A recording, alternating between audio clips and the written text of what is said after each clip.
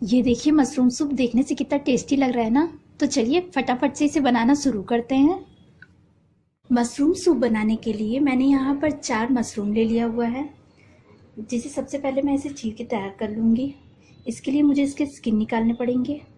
आप चाहे तो इसके स्किन निकालिए, ये देखिए बिल्कुल आराम से निकल जा रहे हैं, या फिर किसी गीले टॉवल से इसको अच्छे से रगड़ दीजिए, ये साफ़ हो जाएगी। तो मैं सबसे पहले इसके स्किन निकाल के अलग कर ले रही हूँ।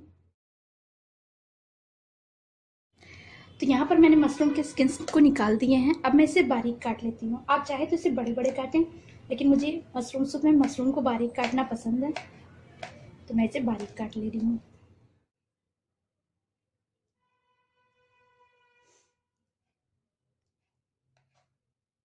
ये देखिए मैंने यहाँ पर बिल्कुल ही बारीक काटा है। तब यहाँ पर मैंने एक पैन गैस पे चढ़ा दिया हुआ है गर्म होने के लिए। ये गर्म हो रही है। मैं इसमें 1 टेबल स्पून के करीब ऑयल डाल दे रही हूँ। आप ऑयल की जगह बटर का भी यूज़ कर सकते हैं। 1 टेबल स्पून आप इसमें बटर डाल दीजिए। अब ऑयल को मैं गर्म हो जाने दे रही हूँ। तो यहाँ पर ऑयल गर्म हो गई है।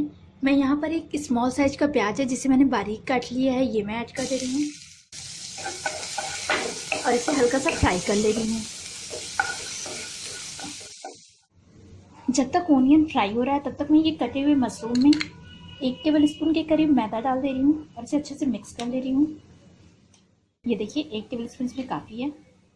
तो ये देखिए यहाँ पर प्याज को मैंने 1 मिनट तक फ्राई कर लिया है, जिससे इसका कच्चा फ्लेवर निकल गया है। अब मैं ये मैदा से कोटेड किया हुआ मशरूम डाल दे रही हूँ और इसे अच्छे से मिक्स कर ले रही हूँ। इसे भी मैं 1 मिनट तक भूनूंगी इसमें। तो ये यहाँ पर मशरूम को भी मैंने 1 मिनट तक भून लिया है। ये देखिए ये थोड़ा सा स्टिकी सा हो गया है। 1 कप दूध डाल रही हूँ, आप अपने ज़रूरत अनुसार ऐड करें।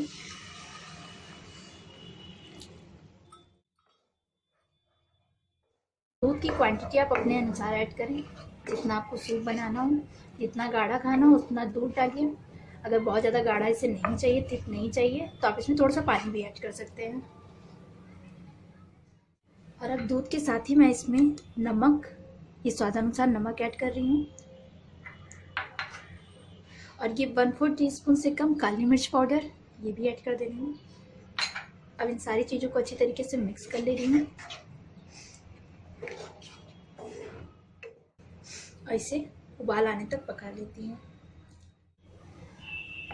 तो यहाँ पर उबाल आने लगा है, लेकिन मैं इसे कुछ देर और पकाऊंगी, 2 से 3 मिनट। इसकी कंसिस्टेंसी देखिए। अगर आपको ये बहुत ज़्यादा गाढ़ी लग रही है तो आप इसमें थोड़ा सा पानी भी ऐड कर सकते हैं।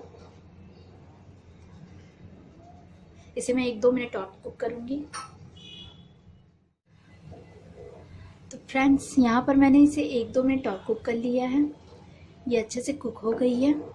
इसकी कंसिस्टेंसी भी सही है, बिल्कुल जैसा मुझे चाहिए वैसा ही बनी हुई है। तो मैं गैस का फ्लेम बंद कर देती हूँ और इसे एक सूप बाउल में निकाल लेती हूँ।